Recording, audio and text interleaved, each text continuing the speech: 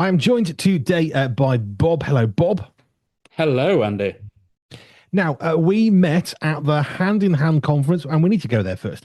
It was not that many weeks ago in West Bromwich, and it was the Hand in Hand conference, which is basically resourcing, provisions, ideas, teaching for people, especially those who work in or around churches. It's the second year that I've been, and I absolutely love the vibe, the energy of so many excited people all in a room together. It is a joy, a delight, and a bizarreness all at once as well, though, because it is a children's ministry conference. So the people you get in the space, they range from the wild and wacky and wonderful to the let's be sit and be quiet and do some fuzzy felt. So it's a whole wide range of people. It's Which great though.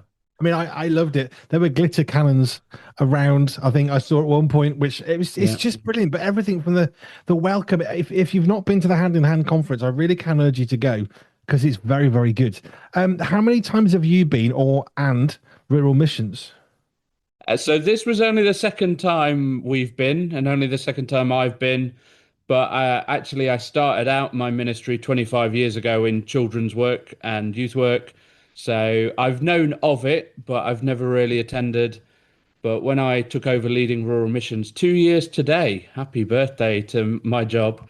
Um, I just thought we need to be in that space because it's the biggest children's ministry conference in the country. So we'd be silly not to be there if we're serious about supporting the church to love children, love families, as well as love young people, love adults, love older adults, all those kind of things. But we had to be there, so we took the plunge, and this year we sponsored it. So that was a big plunge, but definitely worth it. I think I said, have you spent any money to get here? You said we are sponsoring it, so that probably answers Yeah. that one. Which is, Yeah. Our logo was on everything. We were all over the place. But because we are, despite us being 38 years as a charity, not many people heard of us until I took over. So it was a real, how do we get our brand out there? How do we get known? How do we get seen as the serious players in this world? Because we want to love the church, we want to love God's people, and we want to see children come to know Him. So why not put our money where our mouth is and go, let's come support and love and exhibit. which was great because I got to meet you. We met some amazing exhibitors. We had loads of live radio, loads of interviews, which I mean, I personally love. But we get to meet so many great people in very different contexts. Mm. For you, for Hand in Hand Conference, you've mentioned supporting everything from the younger to the older. Let's just have a real simple overview for people who haven't heard of Real Missions. And I actually had, I actually knew what you were, who you were. Oh. But I know. But for folk who don't, what's Rural Missions? What's the mission of Rural Missions? So it almost is what you see is what you get. We are about rural communities, rural churches, and helping them to be more missional. So we go and support rural churches of any denomination, any kind, to think through, to process, to explore what it means for every part of the church to get behind mission. And mission can be as simple as when I'm having a cup of coffee and a piece of cake with my next door neighbor, maybe I could share something about what Jesus means to me. Maybe I can offer to pray for them. And actually, we want to support that. We want to help them think and be more missional. And we do that through consultations, resources, training, events, networks. But everything we do is at no cost. So we don't charge the church a penny because if you're a church of 12 in the middle of the sticks, you're a bit burnt out, a bit concerned, and actually you just need someone to come and go, life is a bit of a mess at the minute, but God's good. Let's refocus back in on Him. Let's focus on how He could transform our communities. Then, what a beautiful thing we can offer to the church and to Christians in rural communities. Needless to say, we will go and help urban, but we might charge you so we can go and support the rural for free. I like the sound of that a lot. In fact, I like the heart of that a lot. You're Mm, you're getting people who can help to help you to help others. I mean, that yeah. surely isn't that kind of the very essence of the gospel of we help others so they can help others, and it's a ripple effect on the lake. Yeah. We've not got a special program up our sleeve. It's not just a one program fits all. It's a let's come and have a chat. Let's get you to consider what it looks like for your church, for your context, for your community, for your neighbor, and let's take it from there because I'm sick of being siloed into spaces and our charity's got all the answers. I'm like, we haven't got all the answers. We've just got a willing heart and a servant heart. And so we're talking to other organizations, other charities going, how can we do this together? Because the rural is underrepresented, underloved, undersupported. So let's do this together. And in that is where the kingdom comes. I'd get a big amen from me on that one. Yeah. I want to come back into the fact this is your second year as in your role within Rural Missions. Let's come back to that a little bit later because obviously you're talking about 25 years previous. You were starting out in Mm. ministry life, working with children, young people, families. Where did faith begin for you though? Because that's you helping others. Where did it come into your life? Yeah, so that is an interesting story. So I come from a non-faith background. I've got a half brother, half sister from my mum's first marriage that I grew up with, and they grew up with my dad as their dad. But sadly, when I was 13, they separated. They both had affairs, went their own way. But then my dad held my mum hostage in our house and ended up in prison. My mum ended up in hospital, and sadly, there are reasons behind it, but she did drop all charges against him, so there was no comeback. And so at 13, I was like, what's the point to life? Like, there is no reason for any of this. And I fell in with the wrong crowd. I did my own thing, got into alcohol, got into drug addiction, inadvertently ended up in a coven. This is a very potted history, by the way, but there was just something in me searching but couldn't find an answer. And in the midst of all this, going from an A-star student to a down and out, at the age of 16, I happened to walk into my town centre. So I'm from Mansfield in Nottinghamshire, and the churches together had started a youth club. And it was above in an old snooker hall in the town centre. And I just happened to wander in, received the greatest welcome that I've ever had. So I was a goth, full on chains, makeup, the lot. I had a knife concealed down my leg. I was quite a gruesome character. But the first person to greet me was a guy in a baseball cap and a tracksuit who gave me a free pint of Pepsi and said, "Oh, who are you? Tell us your story." And just by me walking in there, I knew something was different. So I went in for 2 weeks. I went in every day because it was open every day. And I just took it all in. There was people from all walks of life, young people. There was no religion pushed on them, but they gently said, "We're going to Soul Survivor next week, so the place is going to be shut. Actually, if you want to come with us, we'd love you to. We'll pay for your place." And so I was like, okay. My first foray into a church service, apart from a funeral or a wedding, was in a cowshed in Shepton Mallet with a rock band leading worship, no pews, no organ, and all of this. And I watched, I saw people, I saw the presence of God just in that space. And I was like, I know some of your stories and I want what you have because you've got a peace, you've got a strength, you're going through this and you have a savior in the midst of this. So I turned to the youth worker the next day and said, "What is it?" And he explained the gospel in 1 minute, the very simplistic version. And I was like, "Yeah, I'm in." And he said, "Can I pray for you?" I was like, "No, because I'm annoyed that you've not told me until I'm at my lowest point. I'm 16 years of age. Not a single person has told me this until today." And so I did a bit of fuming. And then that evening, I gave my life to the Lord. I was whisked off into a separate room to be gathered around a few seasoned prayer warriors for an hour to deal with a few bits and pieces. But I was instantly healed, instantly set free from my addictions. I even rang both parents and reconciled that night because I knew beyond a shadow of a doubt, God had met me, changed my life. And so I turned to the youth worker and said, no one is doing this without knowing what I now know. So I got back from Soul Survivor and went straight into full-time ministry. Wow. I mean, you say part of history. There's a few things in there Yeah, that we've got to come back on. Um, yeah. Soul Survivor. I mean, I went to I think was it called Greenbelt, which was a sort of Midlands similar kind of basic idea, I guess, many years ago, and it was a great time of youth turning Mm, up, and it was very relaxed. And there were lots of people who were very much I am walking with God, and people who were well, I'm coming camping, so leave me alone. There's a climbing frame, sort of thing, yeah. and you've got these extremes. And it sounds like in a similar way, you've got that going on at what was Soul Survivor back then. But obviously that made a thing. But here's the one I want to pick up on. No one had told you before Yeah. about this stuff. In your role now, how much of that is driving what you're doing today?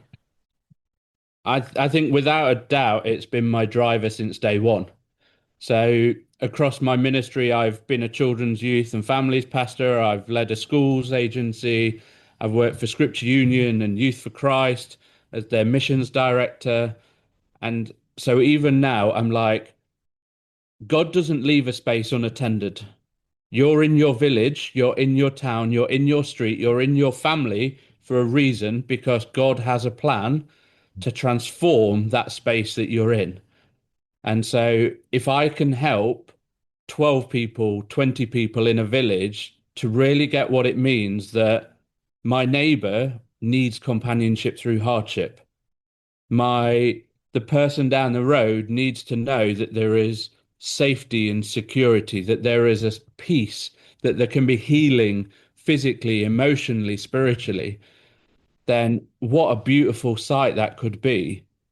We're all placed in the positions that we are for a reason, for a purpose. Like my family are still all on a journey.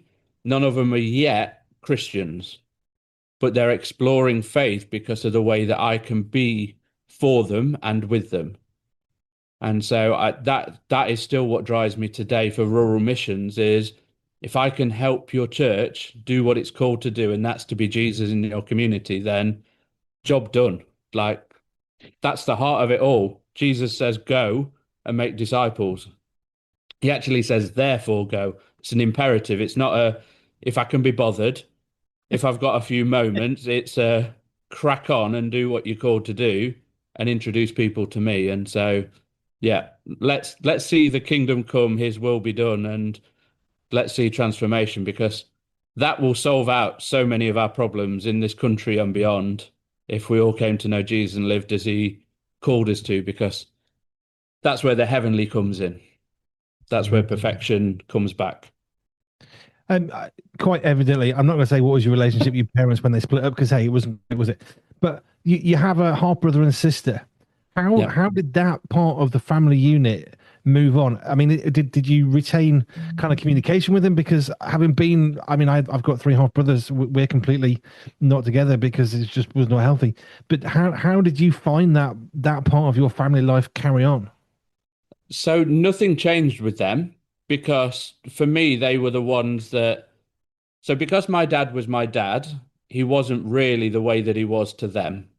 And so they did feel some of the brunt of abuse and stuff over the years. They're 6 and 8 years older than me. So they shielded me from a lot of stuff.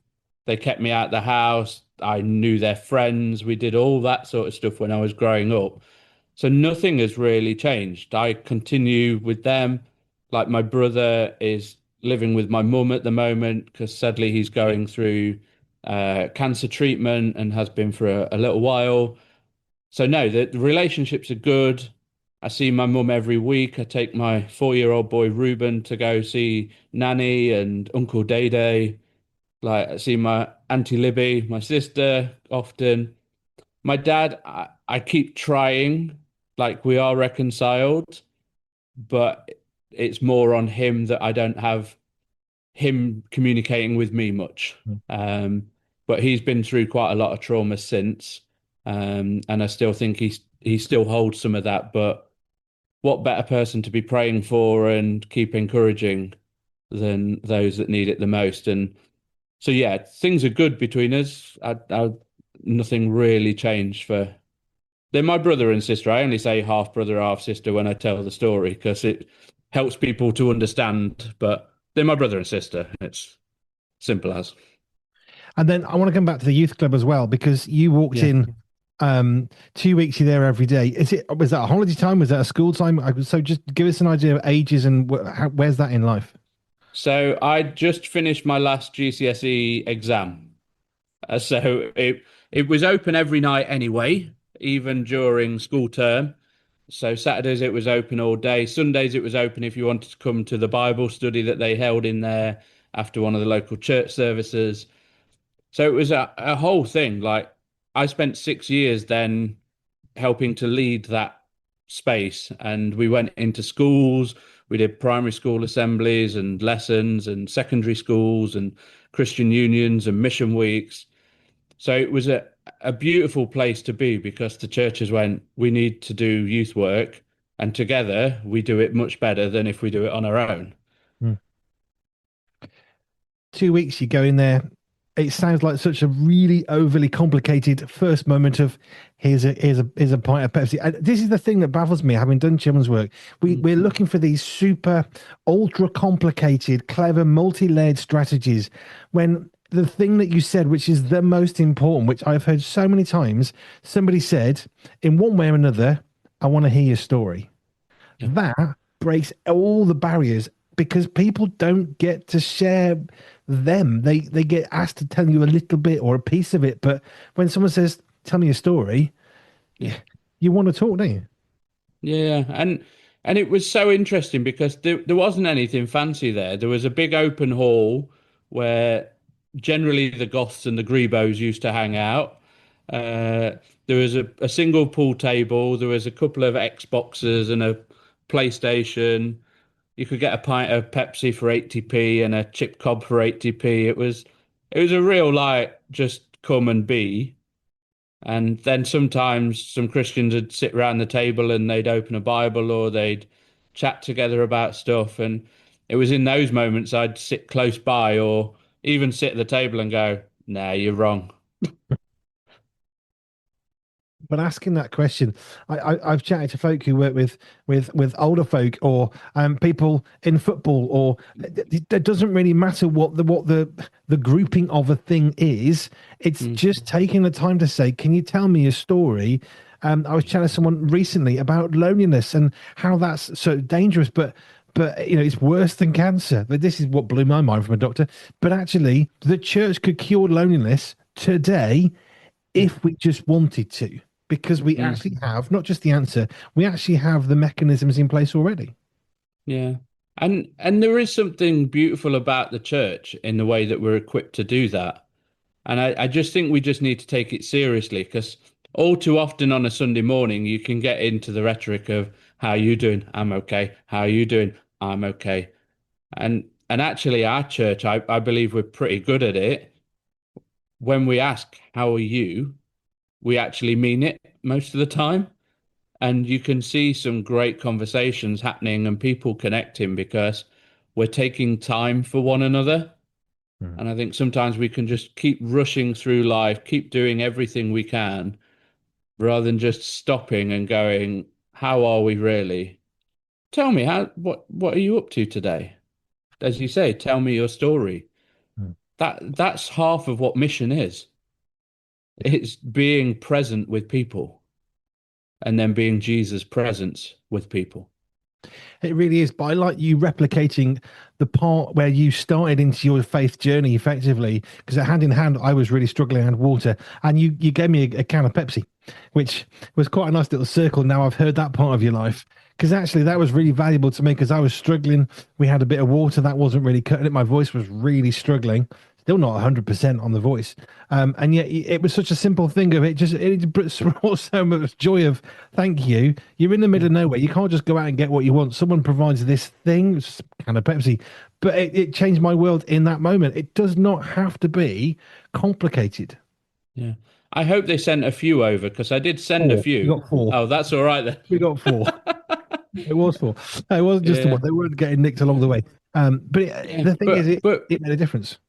But it's exactly the same. I was at the New Wine Leaders Conference last week and we were exhibiting, and the person next to us um, set up this stall. And I said, look, just behind our stall, there's a box, there's chocolate, there's crisps, there's a crate of Pepsi Max there. And he's like, hey, what do you mean? I'm like, help yourself. If you want one, two, help yourself. As long as you don't eat everything, I think we should, there should be enough to share about. And he's like, well, you don't know this, but I was meant to have a delivery yesterday of two crates of Pepsi Max because that's pretty much all I ever drink, and they've not come.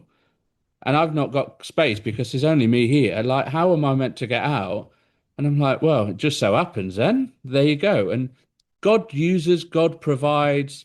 I'm currently doing the 40 acts from stewardship, and it's really good to reflect on how can we be generous because I didn't have much growing up. I wouldn't say I'm particularly affluent now. Like but we get by.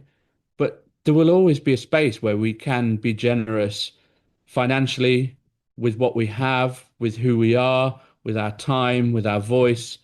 Like, how can we be more generous as individuals? Because it then reflects to the people around us.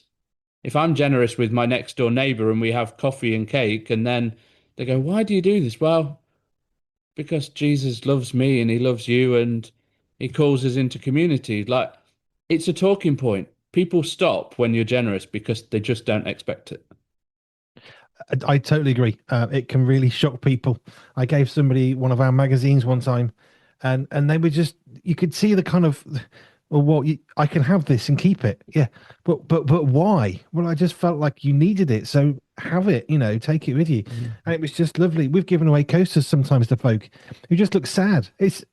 It's a coaster. It's not that exciting. It might have a silly little joke on it, but it can be so transforming because someone's, what you mean, you actually saw me, you saw I was not okay, and you gave me something, and that interaction right there. We're not doing it to be clever. We're not trying to be Yeah. clever evangelists. We're just trying to love people because it matters to me. If I finish a conversation and someone's smiling at the end, hey, I've done what I needed to do because they're feeling better than when we sat down.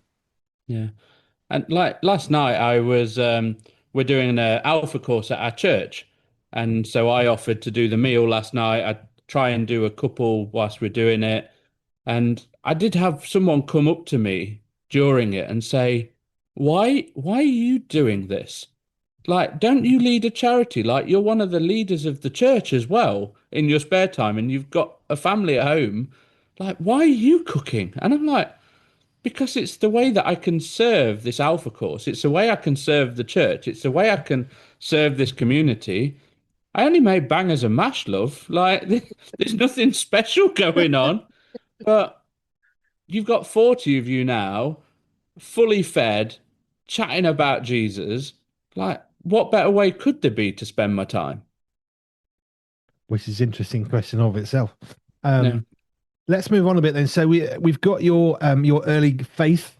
You were goth. You met this guy who said, "Here's a pint of Pepsi," and became a conversation, which became a journey of faith. Basically, 2 weeks later, which is amazing. I know the journey will have been before that, but how did you how did you actually get into full time ministry? You've talked about some of the bits you've done, but how did Yeah. you? I mean, what was your first church job when you were working? How did you get into that? So, so I did turn to the youth worker that night and say, no one has to go through this.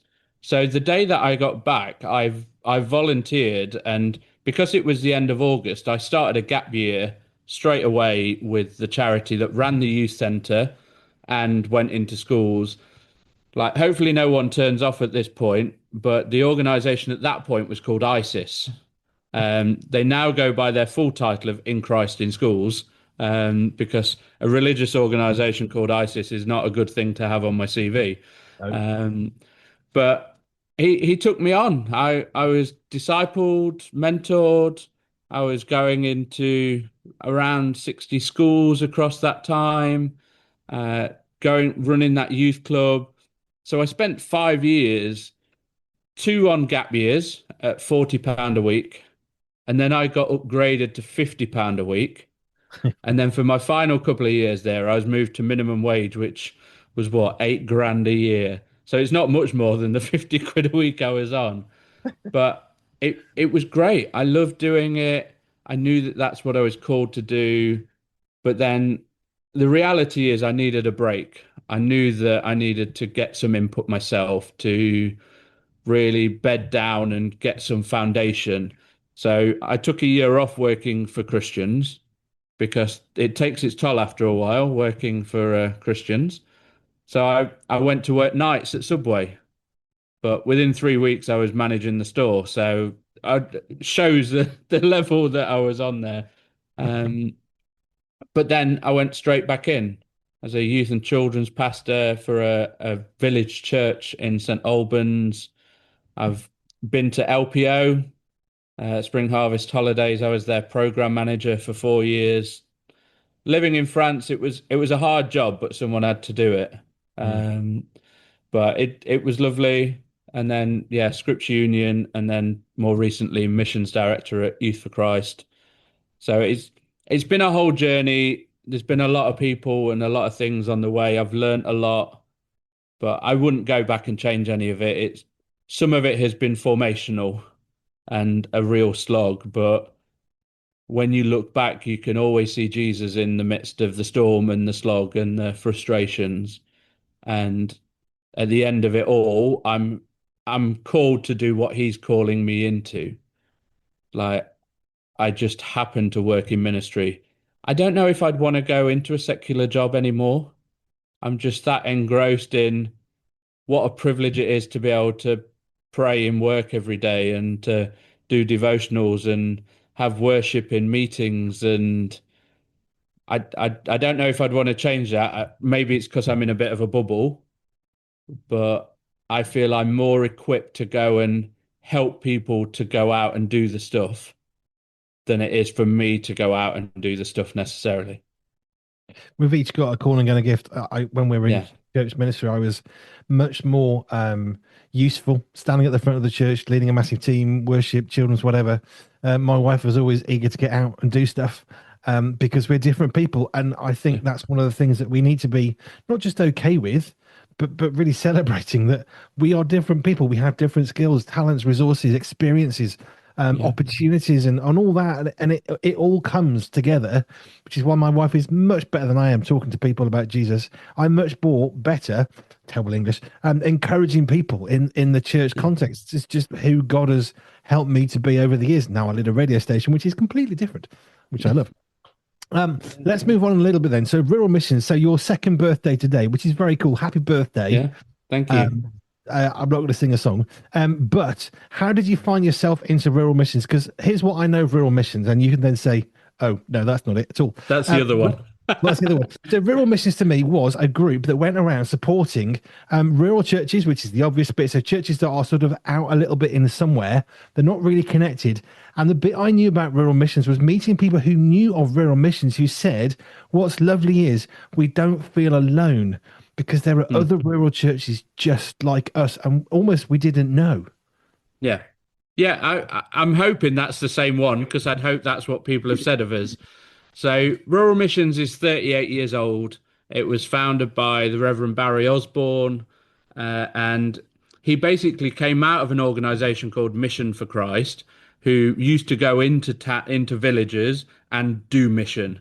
So they'd take the wagon, and it was the old school way of let's come in and do it for you.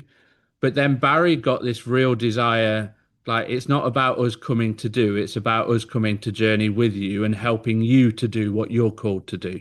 So to give that inspiration to help people not feel alone, to help them feel appreciated and resourced so that they can do what they're called to. So they Rural Missions, as it was called then when I took over, was Rural Mission Solutions. Now, to me, it sounded a bit like we were an IT firm coming to get your broadband installed. So, one of the first things I did was say, could we drop the solutions off the end? Because, again, we don't come to provide solutions and all the answers. We just come to provide a bit of clarity and a bit of headspace and to bring some encouragement for you to go. So, it has been a journey. It wasn't easy taking over from a founder. I can promise you that one. He never took a salary, so we're almost had to rebuild from the ground up. So I've had to put in all the employment policies and the payroll systems and finances and all those kind of things. But we were blessed to have a legacy left, which is why Barry passed it on. Because bless him, he was 78 when I took over, and the trustees said, "This legacy is great, but you're not the one to action anything with it." Um, so we've had a bit of a founding, a bit of a bedrock to be able to situate ourselves on. And part of the legacy went, don't charge people for what you do, because the rural churches haven't got money. And if they do, they don't want to part with it until they see the proof of the pudding. Mm. So we are blessed that churches we are supporting are going, well, here's a gift out of our mission giving and all those at the end of it. Um, and actually, this week marks our 50th regular supporter, which is a real highlight and like a real milestone for me to go, this God is in this. Yeah. We are moving places. And today I've had four people get in touch that haven't been in touch before to say, will you come and support us? So God's on the move. It's a real pleasure to be part of it. And if we can equip more churches and more individuals to do what Jesus calls them to, then if we spend up, we spend up. But I've done it. We've run a good race and we've equipped and supported a lot of people, but we're a while off that yet, I hope. Jolly good. Now, there was something I just wanted to touch on as we sort of come towards the end very loosely. I met one of your colleagues at Hand in Hand who was in a different ministry that she'd run, and then she came to join in with what you're doing. And I Yeah. loved my version of what she said was, you said, why don't you come join us? She said, not a chance. And then God said, well, perhaps that's not the best answer. And Yeah. then conversations happened. So just talk us through all that, because there are people listening thinking, what's he on about? Yeah, so Becky and Rebecca were part of a thing called the Resources Cupboard, which is still around, but it's now part of us. So I was a trustee of hers, and it's a children, youth, and family specialist charity. So they were trying to support small churches to become more missional with children, youth, and families. So I was like, this looks perfect. Like, I knew that we were struggling to be able to pay them regular, like the finance just wasn't there. But Becky and Rebecca are both just so incredible at what they do that it was hand in hand last year. I was chatting to her and I said, I feel God has said we need a conversation about you merging in. And you're right. She said, no. Oh, no. And she even sent me a long email after the weekend to go, these are my points why, but definitely not. Thank you so much for the offer. That's really kind of you. We'll keep going by and to see if we can get some more money. And I responded after a couple of days, I think. I just processed and prayed, and God said, well, here's the answers to all of the things she said, other than the no's. And so I just sent her an even longer email and went, I know you've said no, but I feel still God is saying yes, and these are the answers to your points. And she went, oh, yeah, maybe. And that was what? End of February 2025. 1st of June 2025, they merged over as a charity.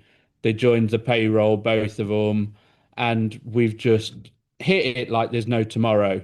We've produced a children, youth, and families toolkit. We've just produced a brand new resource called Visiting a Church, because we're all in children's work, me, Becky, Rebecca, and we said we keep having the photocopied A4 page of a font. So whenever kids come into church for the first time or a school visit comes, it's always the same. Let's go do a brass rubbing of the wall. And so we're like, well, let's make a resource. And I know this is in so many rural churches now where they've just got 10 at the back. If a child comes for a baptism, a wedding, happens to wander in, a school visit comes, and it's the most expensive thing we do. Now hold on to your hat. They're 30 pence each. You spent Yeah, money. yeah, I know. And people think I'm bonkers when I'm like, no, no, everything we do is free. The most expensive thing is 30p. That's not even a mileage. 45p a mile, I have to pay expenses. So we're not covering anything, but we're like, we just want to love, support, and honor the churches, especially in rural areas, and go, you are doing a phenomenal job. The quiet revival is happening. I know of many churches that have grown significantly because of people just believing in them. We had one church of 12 people 14 months ago. They're now 37 people in their church. They didn't even want to do a consultation day. They were forced by their new vicar. But what a beautiful thing it's been for their community and for that church. Hmm. So we take it seriously. We want to love and honor. And so if we can do that for the churches out there, then we'd love to. What's that? 150% growth? What is it? It's tripled anyway. Lord. I don't do. I'm not Yeah. really good at maths. Can you tell? Yeah. It's tripled in size, 12 to 37. It's just incredible. I will get told off later about the percentages. I'm rubbish at this. That's not what I do. I just Yeah. rabble for a living. Rural missions. So, I mean, you're 2 years in really to, I suppose, redeveloping it from the ground up, Yeah. kind of as in some ways. It's got a new direction. You feel you've got different people on board. What's the next 12, 24 months that you're trying to do with rural missions? So we just want to continue to support. Now word is getting out. I want my team out on the road every day, every week, supporting churches. We have space in the diary for consultations, for our networks, for people to have some training, for people just to come and have a sit and have a cup of coffee with them and just go, it is a bit tough, innit? It is a bit rough. So I'd love to see our diary filling. We are in conversations with others.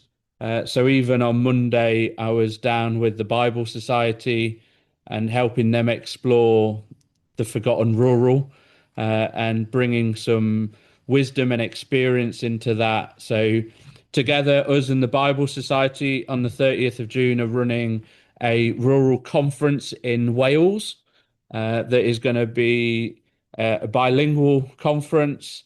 Wow. And one of the big things that we'll be hitting, and my board don't know this, so if they're listening, surprise, um, is I believe truly we need another member of staff that is bilingual, specifically positioned in Wales to be able to support, because there is a majority church there, and a lot only speak Welsh, rightfully so. It's their nation, and we want to honour that rather than coming in where the English. I'm only going to speak in English. We want to go, what do you need support in? Well, we'd love support in our own language. So that's probably a big thing on our horizon is how do we help those churches in Wales and actually do it in a way that's suitable for them. And respectful of who they are and where they are at that moment. Yeah. Yeah. Every church is different. One program cannot fulfill the missional needs of every church. So we want to work with individual churches. And if anyone from the Church of England hierarchy is listening, we are open to SMIB funding. Uh, there's a lot of money being spent in the Church of England. If they want us to have any, we'd be more than happy to accept and help your churches with you. Leave them with some of the burden of that. Yes. Yeah, Um, yeah, that's it. Rural missions. How do people contact you if they are listening or they know people or they can just nudge people? What is it you're actually offering in a consultation, and how do they physically get hold of you and say, "Can you? We're struggling. Can you help?" So easiest places to find us at ruralmissions.org.uk. All our details are on there, all our resources. The shop is on there, the consultations, the networks. We're on Instagram, Facebook, all those good places. A consultation day is basically helping to unpack what is mission, how do we do it, what are the needs in our community, and what are the skills that we already have that we can use to meet those needs in our community and share Jesus. So we're not looking for massive change. We're just looking for small intentional changes that you can make to become more intentional in your mission. So yeah, ruralmissions.org.uk is your best spot, and we'd love to support you. And even if you can't see what you want on the website, the phone is here. Just give me a ring. Let's have a chat and go. What can we do to support you and your context? Cool. Bob, Rural Missions, it's been a pleasure just chatting to you a little bit more again today. Find out a bit more about your journey and where you've come from. And I think my little takeaway from this is the power of the simple. The simple act of listening is one of the most powerful tools that we have at our disposal as human beings. The fact we can actually say, tell me a story and mean it, which is really key. So yeah, Bob, ruralmissions.org.uk. Thank you. Thank you. Did you know that at Pure 24/7 Radio, we also offer advertising? Advertising really does work. Let's face it, you're listening to this. Want to know more? Well, just go to pure247radio.org, pure247radio.org/advertising, and you can get everything you want and more there.